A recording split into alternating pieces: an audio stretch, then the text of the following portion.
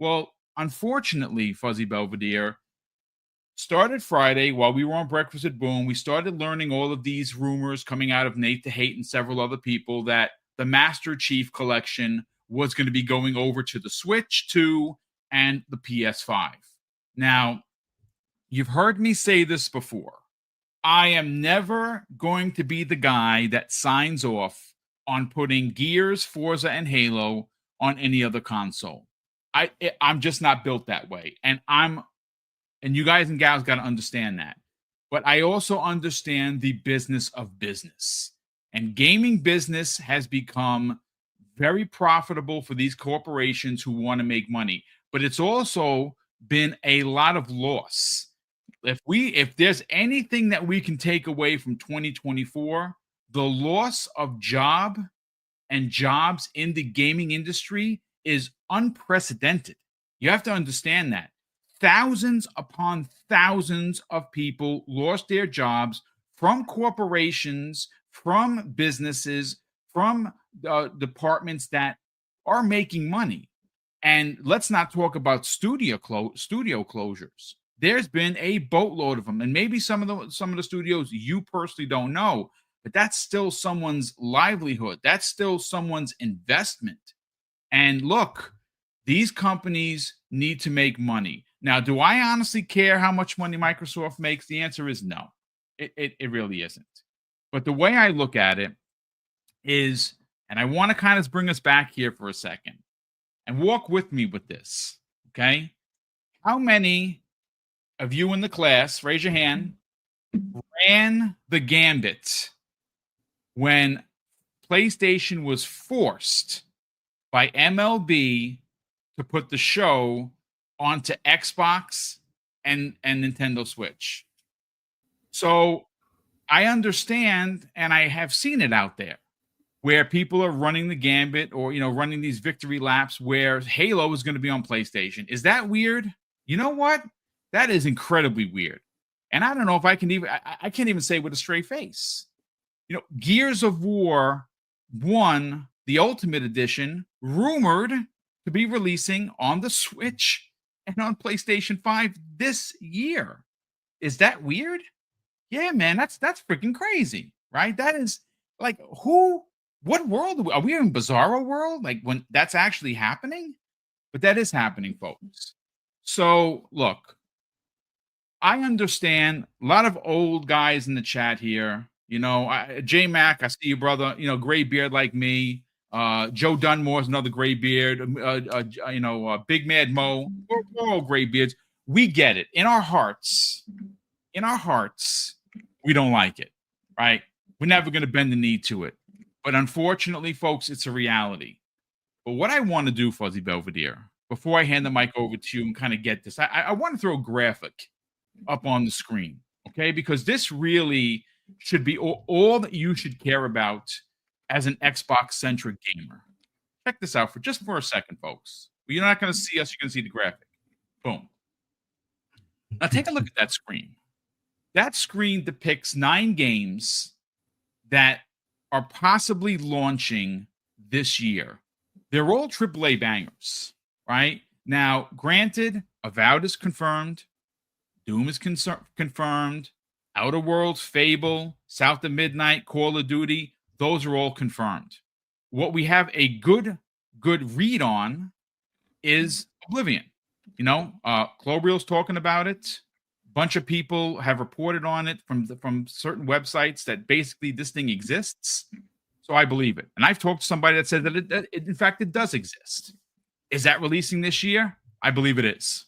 I can't confirm it, but when I can, believe you me, I'll be the first one out here to tell you guys and gals. Now, there are 2 here that we're kind of like a little bit on the edge for. Clockwork Revolution. How close is NXIL to releasing this game? Well, I mean, we saw it a couple of years ago, Fuzzy Belvedere, and you know what? It looked pretty damn good. Yeah, sure, there was some CG in there, but there was some gameplay in there as well. The game looked really good. That's a possibility. I know people are like, well, I don't know so much, Boom. That could be one of those mystery games that we see at this direct that's happening in 10 days, give or take? Yeah.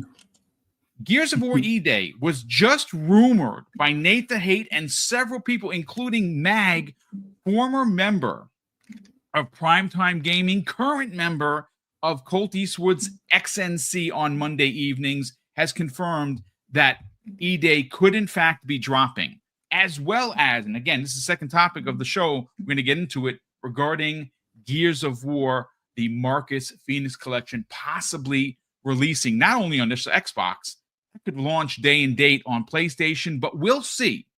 So hold that thought for a second.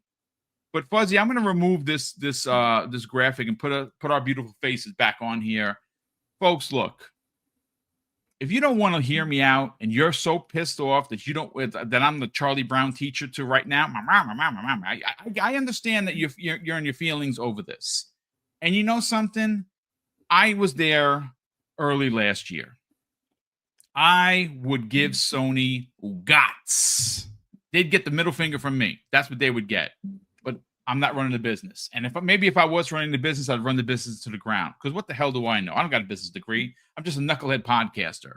But I can tell you that graphic that you just saw is all you need to know of why you shouldn't care where games go anywhere. I understand it, folks. I can hear it. I can hear the people yelling at their screen, at their phone. What the hell is Boom talking about? He's bending the knee. No, what I have come to is acceptance. It's not right, especially in the world that we all grew up in, especially the graybeards. We grew up in a world where buy game for box, and that game stays on that box. That's it, right? That's not the way it is anymore. We need to look at this from a positive way of thinking. Those 9 games are just a small fraction of what is coming into Xbox Game Pass Ultimate this year. You should be so excited as a gamer. You actually should be worried about how you're going to have the time to potentially play these 9 games on top of stuff that we don't know that's from Xbox first party, third party, second party, and indies. You are going to be eating well. And every time someone from PlayStation or someone from Nintendo buy an Xbox first-party game, they are literally funding Xbox Game Pass. They are literally funding the next acquisition. That is all you need to know. Like I said, I'm not going to tell you how to feel, but I'm just suggesting that instead of immediately going to negativity, we look at what is happening for Xbox consumers, and we are winning, ladies and gentlemen. I don't care. And I want to close out with this. Please, for the love of the gaming gods, don't fall for the virtual banana in the tailpipe pause. Don't do it, because negativity, the minute Xbox starts to gain ground, the minute we are all excited, all of these rumors, once we have gotten past games going to PlayStation and Switch, they will have nothing negative to say because the games will speak for themselves. Fuzzy Belvedere, I know this is a lot to come into, but I want to get your hot take. I think for me, I moved past it after Hi-Fi Rush. Like, to me, it was more about it being the new IP that they were sharing, but looking how they were pretty much looking to close the studio and get whatever they could out of it prior to that. I understand the business move, but it doesn't make it any more enjoyable or accepting. But I think in the grand scheme of things, as Xbox fans and Xbox gamers, I think the big thing we've been asking for are the games for all these years after all the studio acquisitions and saying wait for E3. We now have all of those things pretty much at our doorstep. Release dates are going to be revealed in like a little over a week at the Dev Direct. And at that point, it's just a matter of, like what Boom said, trying to figure out how much spare time you have to get through these games so that it doesn't pile up your backlog. And then on top of the first party, you have all the things going into Game Pass day one. So this is going to be a pretty big year if you're a Game Pass subscriber or if you're on the Xbox platform. The games go into other places. Those guys, since they're not subscribed or don't have Game Pass on those other devices, they got to pay full boat, which full boat means more money back to the studios. less likelihood of layoffs or closures, because now we have another platform that's helped funding our first party. Remember, Jim Ryan said it in the court documents that, like with Call of Duty, that was what they were using that 30%, or I guess it was somewhere between 20 and 30%. That was to help fund their first party, which I'm pretty sure they could still use it. But looking at their first party, it's looking a lot like Xbox did back in 2017 and prior, where it was like maybe 1 or 2 first party games a year, if that. And now at this point, it's almost like it's ironic that the PlayStation cats that would always say, oh, Xbox games are terrible, they're not the same quality, blah, blah, blah. Now they're cheering for Xbox games because it's kind of dry over on their platform for the most part. You have MLB The Show, which comes out annually, but never goes into their service. It's day one in Game Pass. And it actually seems to be performing better on the Xbox platform than it does on its own home platform, which is ironic. You have things like Ghost of Yotai is supposed to come out this year. There's some people that are upset about the change in character and whatnot, or that the fact that there's more of a roadmap for their movies and TV shows or anime than there is for their games. But I'd much rather have the guessing game that we have for like the 4th or 5th surprise for the upcoming Dev Direct than not really knowing anything that's coming to your platform. Like, sure, they're going to get some third-party deals that they pay for, and that's great. But does that make it any better as far as your experience? Like, are you seeing more games from first party? Are you seeing what's coming from Ben Studios? Like, at this point, there should have been a Days Gone 2. Yeah. But we all know how the internal fighting and whatnot, and I guess Herman Hulst being more of a fan of the studio that does Horizon, kind of shut that whole deal down and made them like kind of like a support studio for a while.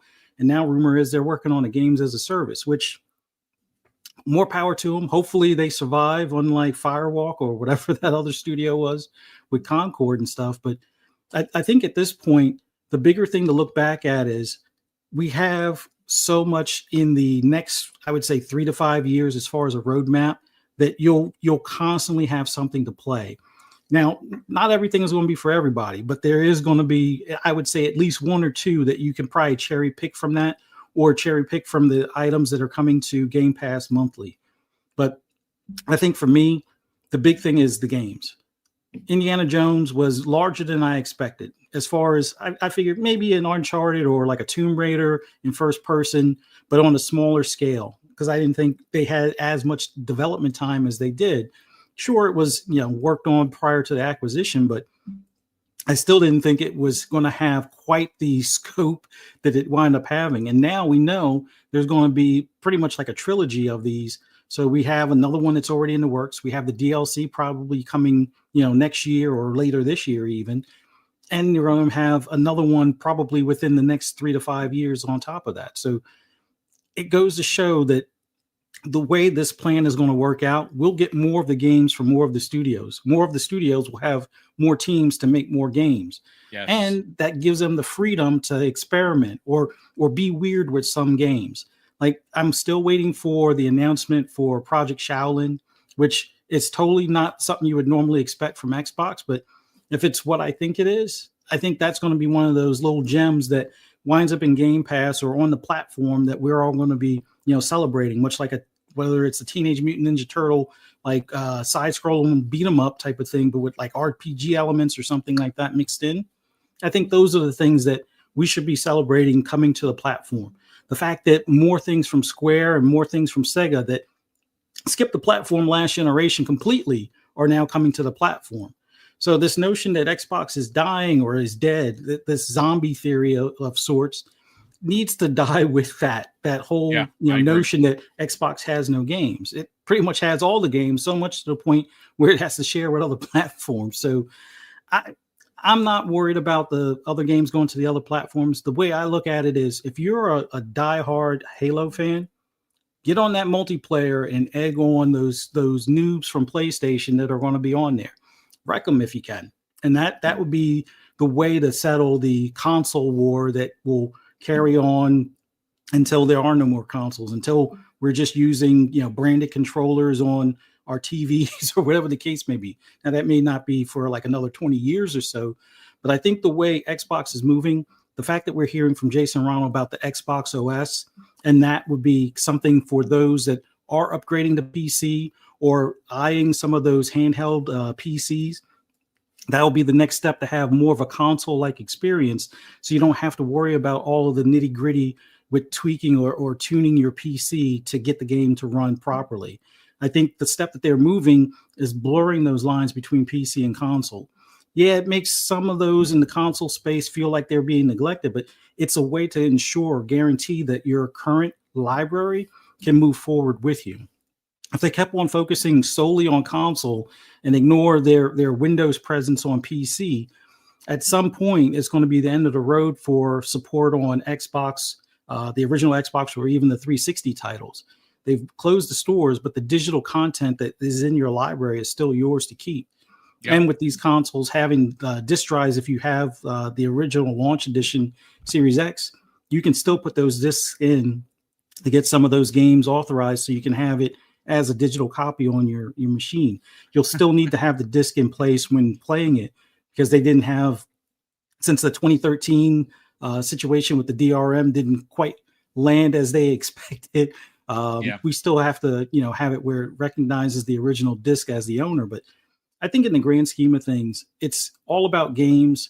Sure, you're going to have the PlayStation cats, doing their parades and cheering that, they have some of our games. But what's going to happen when PlayStation winds up doing something similar? Are they all going to suddenly go quiet or disappear?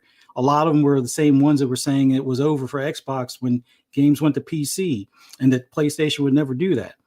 Now they're doing that. Now the caveat or the goalpost movement is, well, they'll never be day and date. Well, they just had some that were day and date, like some of their multiplayer. Yeah. Eventually their single player will be the same. When it comes to business, they're about money, and the fans are still going to buy the games and play the games, even if they put them on PC day one. Excuse me. And then the main thing is, if they wind up being on other platforms, if their core customers aren't buying it, somebody's going to wind up buying it. It's not like all of a sudden, if every Xbox owner that's upset about them putting games on PlayStation stop buying games, that's not necessarily going to stop them from doing that same thing. I would say the biggest thing is, if you want to show Xbox that you want to show your value to them, continue with your subscription of Game Pass. Yeah. Whether you pay out of pocket and do like a CD keys version, or do like I do with Microsoft Rewards, which now the Microsoft Rewards makes it even easier. Or dude, I guess I could say Xbox better. Rewards. Yes. Yeah, it's so much easier now that you can now have those points pay for Game Pass or pay for gift cards towards other games and things. That's the best way to do it. Like, you're saving the money, so that way, if you choose to buy another platform or choose to buy another device, especially one of those handheld PCs, that's where I would say you can show them that's the road that they should pay attention to. That's where they're going to have the bigger player base. That's where they're going to have more customers in that space where they're buying DLC, they're buying the additional content, and they're going to want to continue doing that. If you just abandon the platform, I guess that's fine. It'll continue to move on without you. But I think in the grand scheme of things, if you stop playing Xbox on Xbox just to go over to PlayStation to play the same Xbox games, wouldn't that be kind of a backwards move in saying, okay, I'm going to for these games? Yeah, it's like, why go to PlayStation to play Halo if you already have your Xbox? Like that's almost like 10 steps back to take one step forward. I don't know, but for me, I'm happy that the games are still coming. I'm happy that they're moving forward as far as blurring those lines between PC and console. We have a showcase to look forward to. PlayStation cats are still looking for that second secret showcase that was supposed to be several years ago now at this point. That I think the last big time they had a showcase, an actual showcase, not just a state of play, was when they showed off Concord, and we all see how that went. So I can't be mad at Xbox anymore after this point for the fact that they're going to continue to deliver games. Sure, I was mad about Hi-Fi Rush and Tango Gameworks, but Tango's living on under Crafton now. Will they still work together in the future for possibly a Hi-Fi Rush 2? I certainly hope so.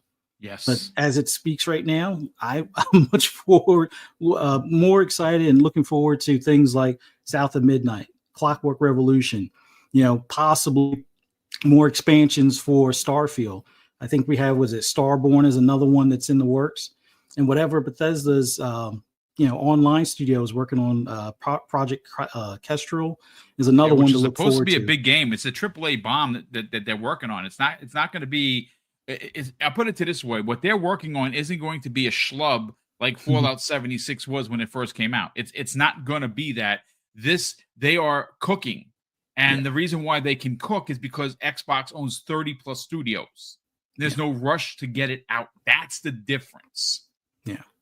And all the studios are now starting to reap the rewards of working well together as far as like when it comes to optimizing UE5 and learning some of the techniques. And we're going to see that with E-Day because the actual kings of Unreal Engine are going to be, releasing that game, and their footprint helped with Ninja Theory. And Ninja Theory is taking it to another level with the facial expressions and the motion capture and all that stuff. So I'm curious to see what State of Decay 3 has to deliver, because once again, Undead Labs is working with both of those teams as well to learn and tweak or improve their technique as far as with Unreal Engine.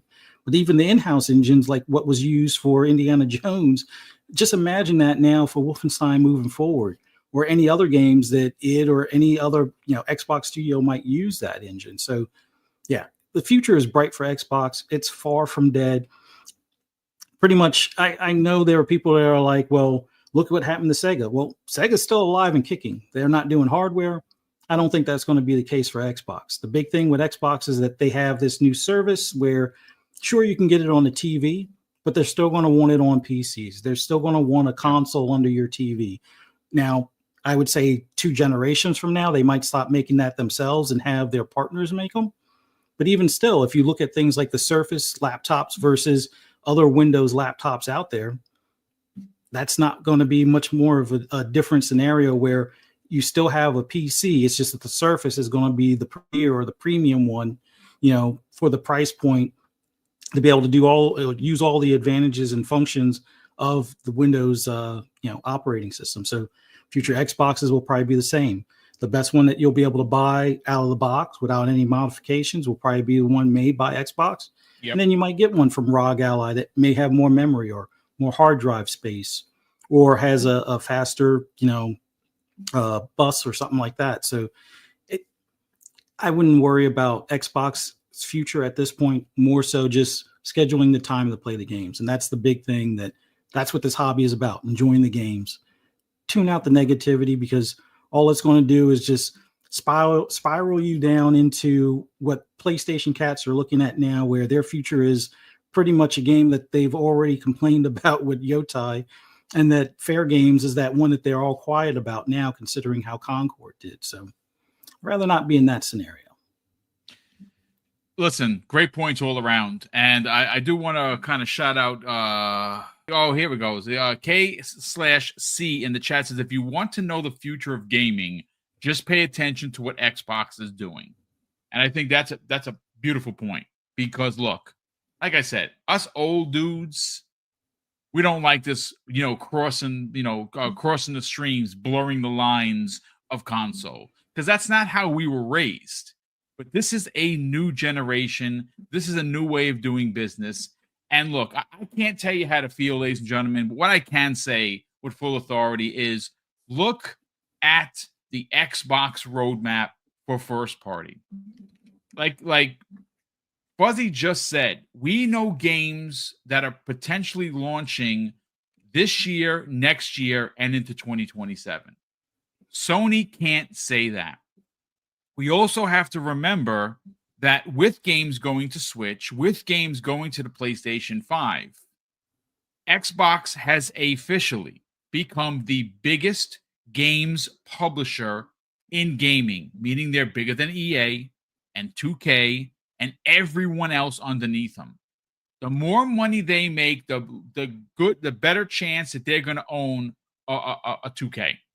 Like, again, new things are happening in government. And again, that's as far as we're going to talk about politics on this show.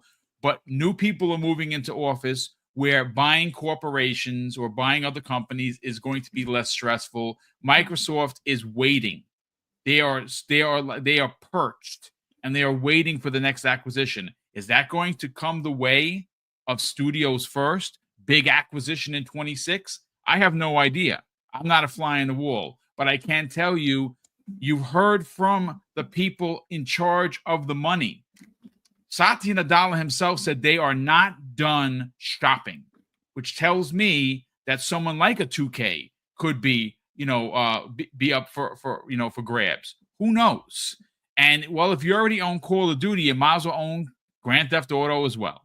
And we'll see. But again, folks, I'm not here to tell you how to feel. I'm here to just do not let the people of the interwebs, and that's the community, that is the content creation community, and that is the journalists.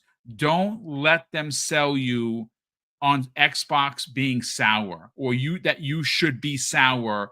As for the community being sour, folks, look, don't fall for the virtual banana in the tailpipe. I want to keep repeating that because that's what the negative community wants us to do. They want us to give Xbox the finger. They want people to abandon the brand. They want people fighting with each other. Listen, we're all allowed our opinions. If this is really bothersome of you, I'm not going to fight you on it, folks. I understand.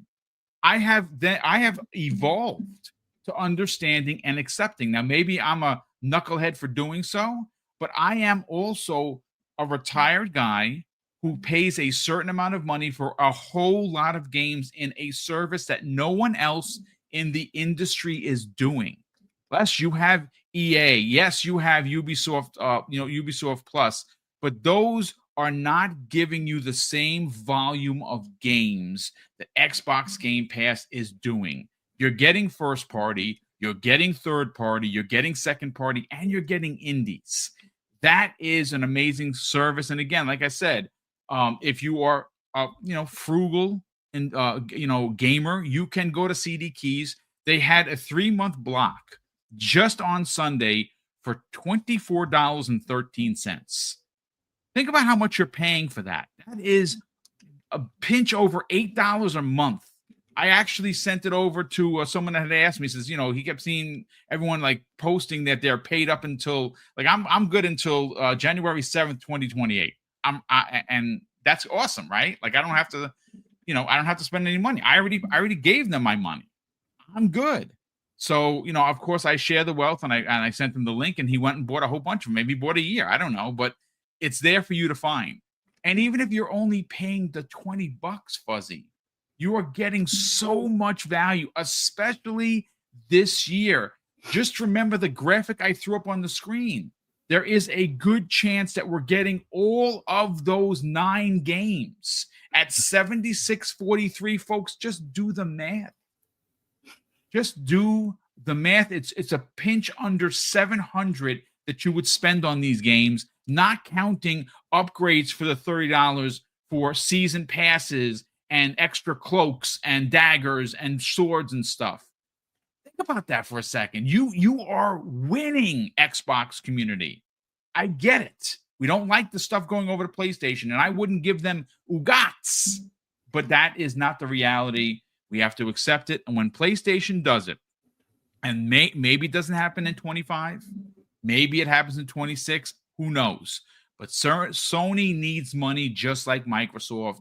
And they're going to do things that are out of character. They're going to do things that are out of the norm. And when they do, then we can run with our W flag.